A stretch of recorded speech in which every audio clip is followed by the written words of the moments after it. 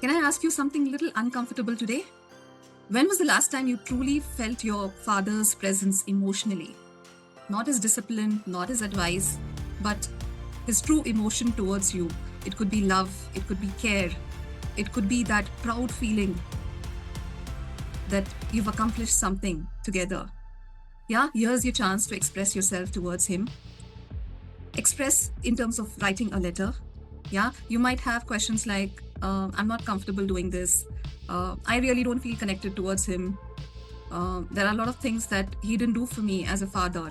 And I understand, I get that. Yeah, but I really want you to start expressing yourself, take this action, because this will help you to feel safe and taking action towards every other area of your life.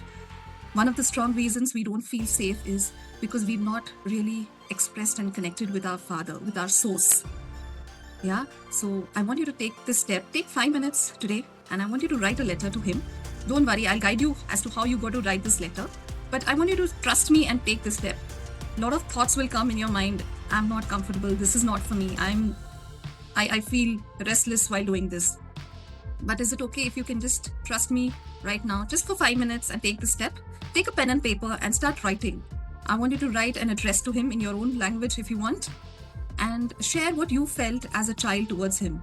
Let your inner child connect with him through this letter. As to how you felt while growing up, there must be instances when he was not there for you.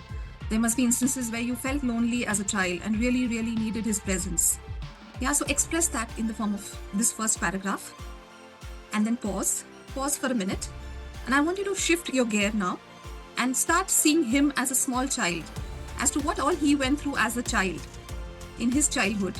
Who were his parents? Who were his elders that he grew around?